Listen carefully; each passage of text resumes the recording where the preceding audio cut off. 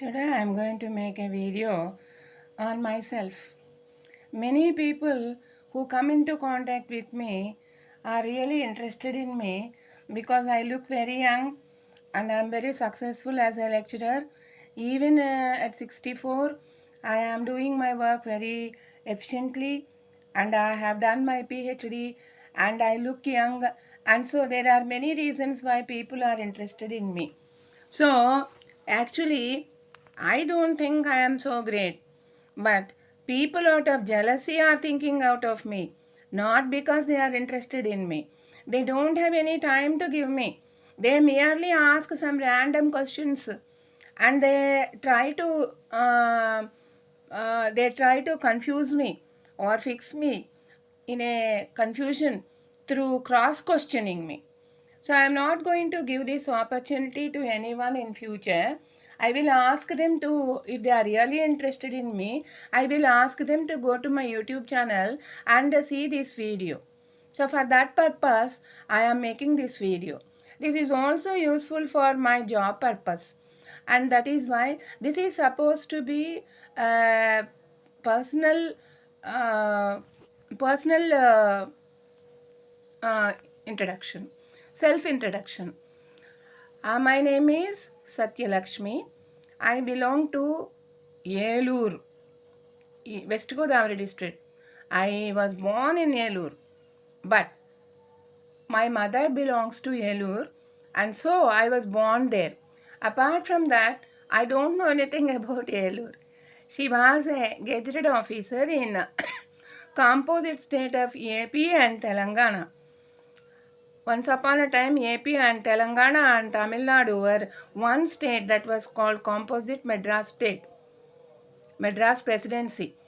So my mother was a gazetted officer and she opted for Andhra Pradesh when Andhra was separated.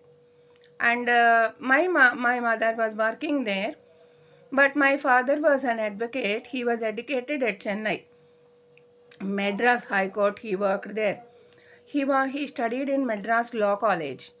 At that time, it was his interest in literature that made him find friendship with film actors and film personalities at that time. In those days, a film industry was actually monopolized by Chaudhary caste. We belong to Kamma caste in Andhra. So N.T. Ramarao, the renowned N.T. Ramarao, senior N.T. Ramarao, was my mother's distant relative. Actually, his daughter's husband, Venkateswar Rao, is my grandmother's relative. My grandmother belongs to West Godavari. She had lands in West Godavari, Satyavolu, but they lost all their property because of land sealing. So she lost her husband when she was 24. She had 8 children. And so she migrated to Yelur along with the children, and she had some lands in Yelur and she gave it for lease. And she educated all her children, and most of her children are in US now. And my cousin Arimilli Ravikumar has a page on Wikipedia. He is most prolific inventor in the world now, and he has 500 patents to his credit. I am giving a link for this in my description box. And my father was a film producer afterwards because of his contacts with N.T. Ramarao and the then film heroes like Shobhan Babu, Krishna. Jagapati Babu's father was also my mother's cousin. And so Rajendra Prasad was my mother's cousin. Because of all these contacts, they were interested in film industry. My father was originally a poet, and so he was interested in taking a film. He approached N.T. Ramarao and asked for his call sheet. But N.T. Ramarao advised him not to invest in this profession because my father and mother were very highly educated in their area. My father belongs to Ongole, Prakasam district. He belongs to Kondepi Mandal, KV Palam, Kagatur Varipalam. The present Pratigatana hero, Pratighatana director who died a long time back, T. Krishna, Tottempudi Krishna is also my father's cousin. My surname is also Tottempudi. In my 10th class certificate, in my SSLC certificate, Tottempudi was typed wrongly as Tottempadi. So I had to change it for my documentation. But actually, my surname is Tottempudi. And T. Krishna came to limelight earlier than my father, though my father went earlier. He went in the capacity of a producer. He produced a film called Mallala Manasulu. He started it in 1968, but he could release it for show only in 1980s. And so he lost all his money. And as a result of it, my mother, who was on leave for about 10 years, went back to her service again in 1978 when I was in PUC. And after finishing my PUC in Madras University, we were educated in Madras only from my childhood because of my father's interest in film industry. I was educated in Sarada Vidyalaya Girls High School, which is actually a Hindu missionary school. My father is very much interested in Hinduism. So we are Kammas, we are Hindus only, and so he wanted to retain our culture. So he joined me in that school. In that school, all education was very strict, and I was very intelligent at that time. I got very good marks, and I was working very hard. I was brought up in a very strict culture. Even up to my 10th class, my ears were not pierced. So that was the culture we had. Girls were not supposed to wear fancy dresses or decorations. Only their hair must be plaited tightly. And a skirt and blouse only were allowed. After 9th class, we had to wear only half sari. So that was the culture I was brought up in. So I was very old-fashioned, conservative, traditional Hindu. And my father was also very strict with us. He made us study Vemana Satakam, Mahabharatam, Ramayanam, Bhagavad Gita, Sumati Satakam every day. He used to take care of our English and Telugu. Every day we had to translate one passage or one story from Telugu to English, and from English to Telugu. This way, our English was formed or developed by my father. So, though I was educated in Telugu medium, because of our distance from our native place, my father was afraid that we would lose our Telugu culture. So, though I got seat in English medium in those days itself, my father joined me in Telugu medium only. So up to my 10th class, I was in Telugu medium, but at home, because of my father's care, we all developed English fluency very well. I have two brothers. Both of them are 1 year younger than me. They are well off now. They have each one of them has one child.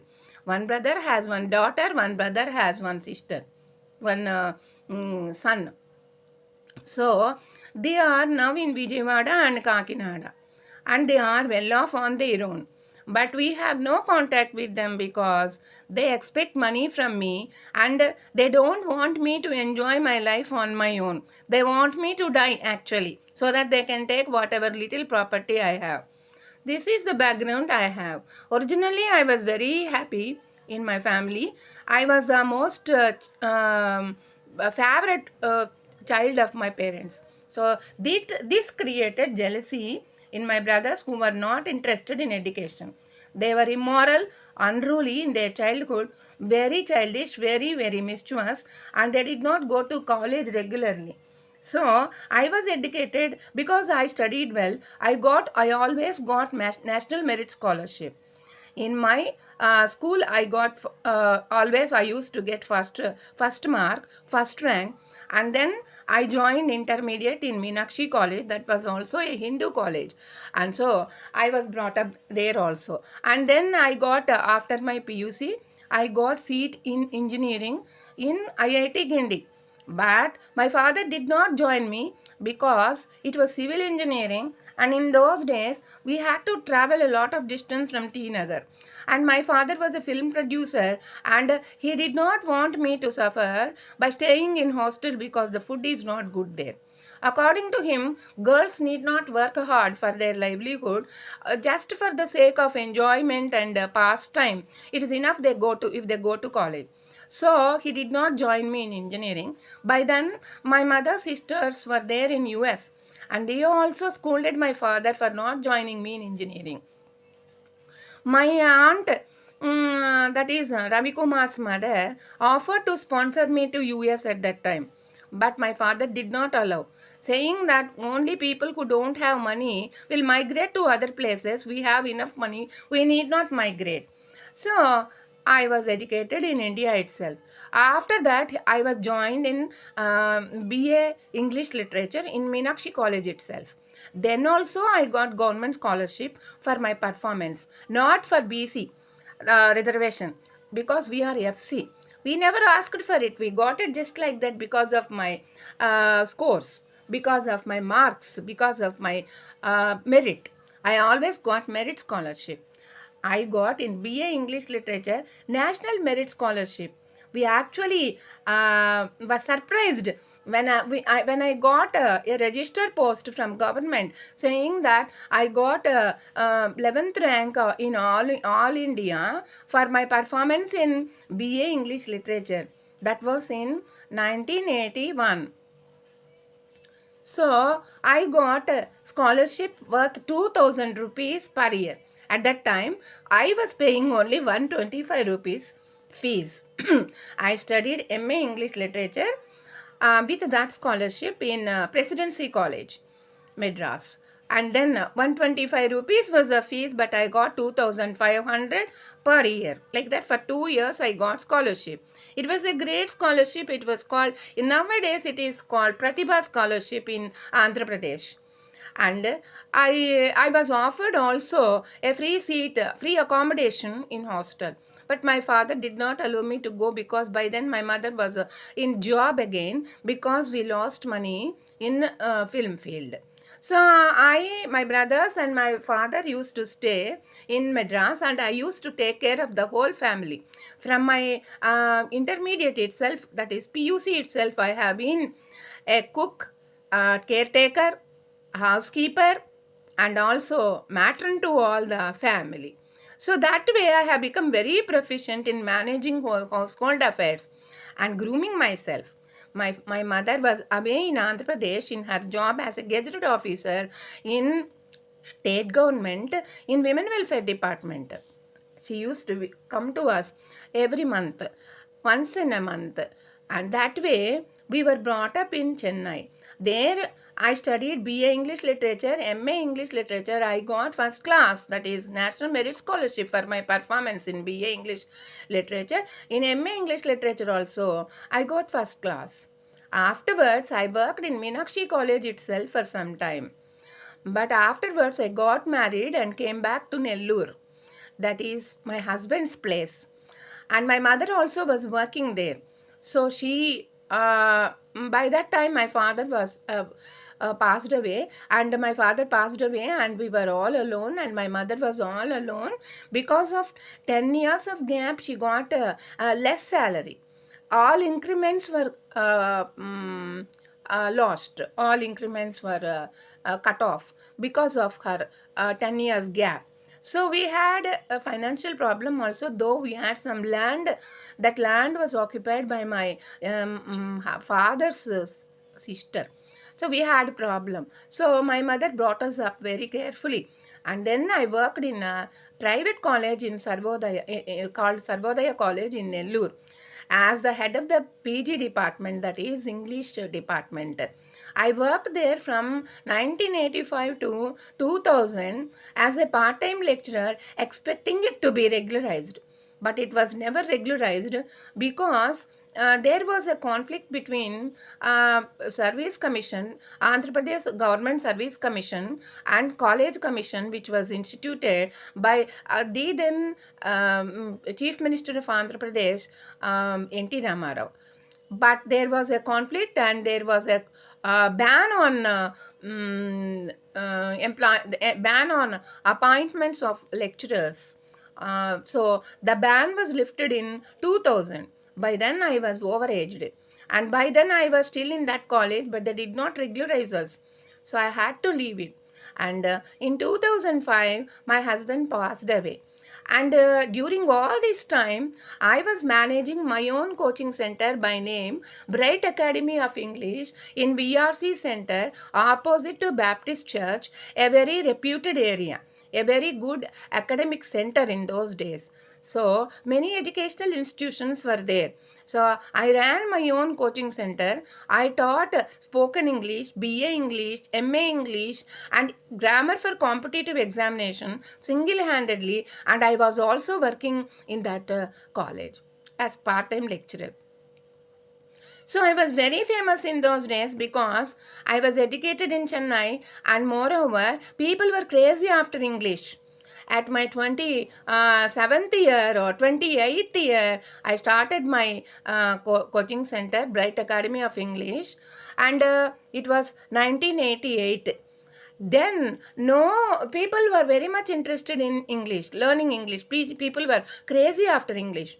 So all rich people and people in government services like police officers, SIs, collectors, that type of people, ministers used to visit my coaching center, and we had a very good business. But not much money could be made at that time because the fees were very limited, and I was very famous, more famous than rich. But I was satisfied with it.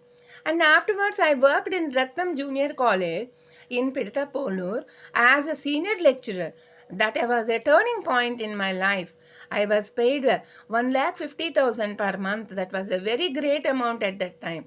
And the chairman of that college, K.V. Ratnam sir, gave me the entire amount for 1 year at the time of joining itself.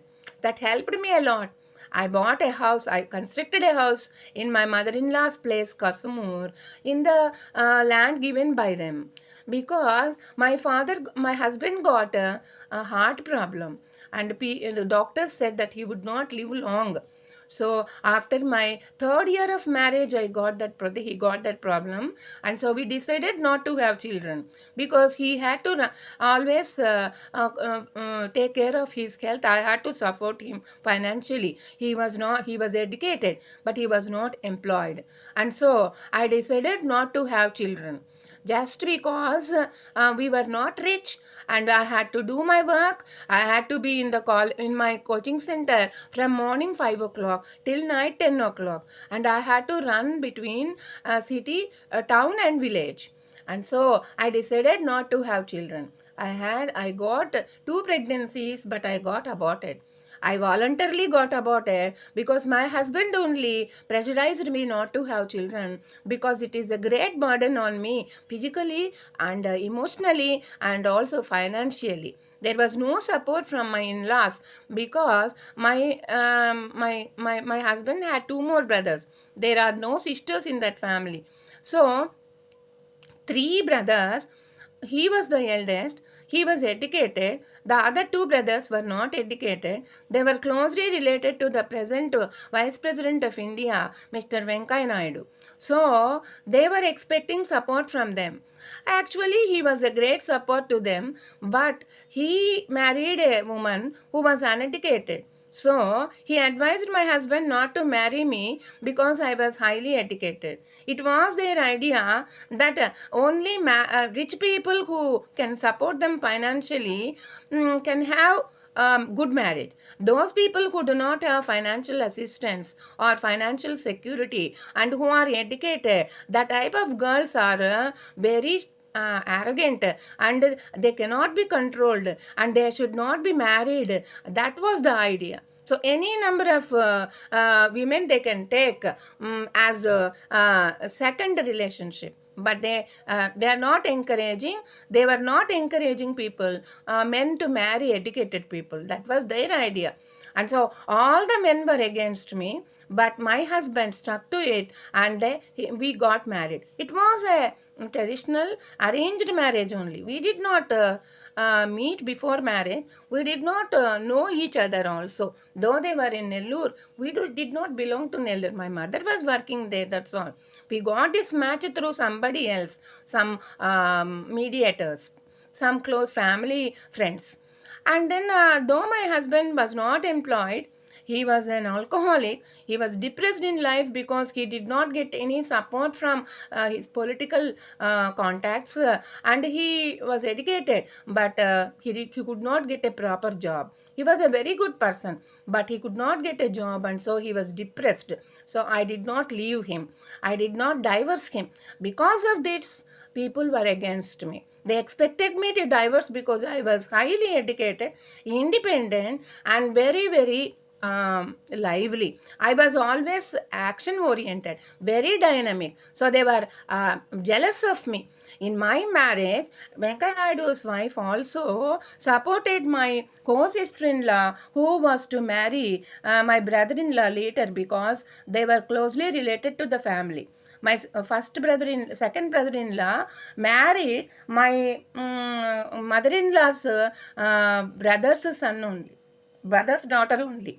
And so they came and they created a lot of noise in the marriage itself. That lady, my co-sister-in-law, would-be co-sister-in-law, came and asked me to cancel the marriage at least now, because they discarded my husband, and so why should I come there and marry him? So that created a lot of dissatisfaction in my mother's mind.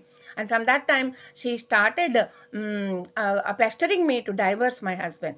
But I am a traditionally brought up woman, from my Hindu brought up in my school culture, and so I did not leave him. Instead of giving divorce to him, I opted for childlessness. And so I remained dynamic, I remained self-sufficient, I remained independent.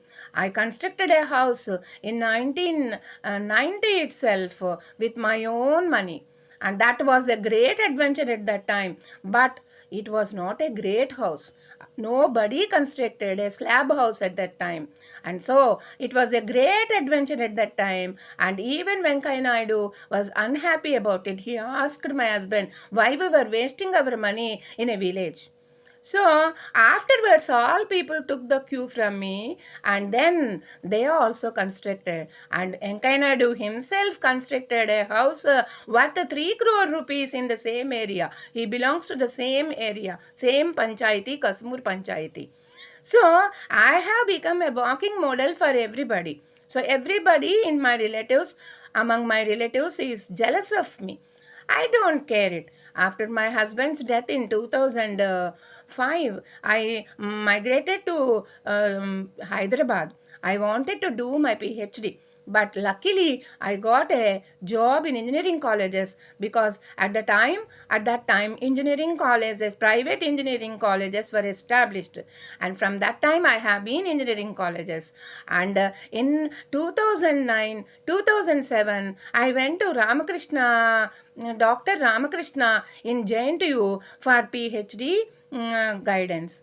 Then he advised me not to do PhD, because by then I was already 45. By the time I finish my PhD, I will be 50, and there is no guarantee that I will get a better job, because private jobs are not dependable. He did not allow me to join. He did not grant me any seat there in JNTU. So instead of going to regular universities, regular PhD, I opted for correspondence course. I did my private study through Acharya Nagarjuna University. I was awarded my PhD in 2014. But from 2014, because of Telangana and Andhra separation, engineering colleges had low intake, and so much salary was not offered. So I went back to Andhra Pradesh and lived in my house, and I worked in junior colleges and other colleges. I worked in an engineering college also, Adi Sankara Institute of Engineering in Gudur. And then during COVID, I did not work anywhere. In 2020, soft skills coaching is made mandatory in professional colleges. So as a result of it, I got a job in Hyderabad again. But by then I became frustrated and I burnt the copy, my personal copy of PhD. And then at that time, I was so frustrated because I was already above 60. So I would not get a job under ordinary circumstances. But because of change in government policy, I got the job. It is not a government job, it is a private job only. Whatever job it is a private. I got a good opportunity. I joined in Hyderabad. Though I joined in these jobs, living alone was a stress and strain for me. It was a challenge for me. So I joined a PG hostel, that is paying guest accommodation. I was offered a room. When I was in Hyderabad in 2007 also, I was living in a hostel. They allotted me a separate room for 5,500. At that time it was only 2,000. Now it is 5,500. It is a small kitchen room. Actually, that hostel is instituted in 2 floors of a single building, and in the 2 floors there are 4 kitchens.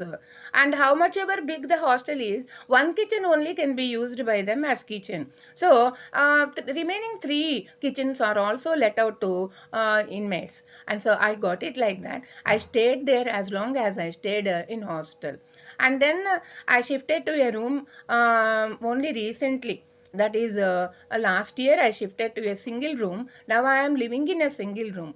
And even when I was in hostel, I used to have a small gas cylinder and all equipment to do my cooking. If I wanted to eat anything on my own, I used to cook and eat. I am very much interested in doing handwork, and I do all my stitching, embroidery, such thing. This is my pastime. Apart from cooking, embroidery, stitching are my pastime. And I finished my PhD in 2014. I got my PhD in 2014. And I am always interested only in learning new things. I'm always on the internet. I'm very good at typewriting, and so I can type with 10 fingers, not like the present day students with 1 finger. Because my mother made it mandatory for me to do my PhD. To do my PhD, I should do my typewriting exam first. She made it compulsory for me to take that exam if I wanted to continue my education. So I finished my higher typewriting exam. I passed that exam in 1984 itself. So that is of great help to me now. I am able to work on the computer very happily. I typed my PhD thesis on my own. It is a great thing. It is a great achievement for me. I am very happy about it. Now I am working as a soft skills trainer. I am very happy about it, but the students are not receiving it properly. They don't want to work. If they don't work, there is no advancement in their life. They don't understand that. I am a very dedicated teacher, and I am uploading my videos on YouTube. I started my YouTube channel during COVID time, and I am running it for the past 5 years. Dr. Satya's English Academy is the name of my YouTube channel. Now, my pastime is to upload YouTube videos.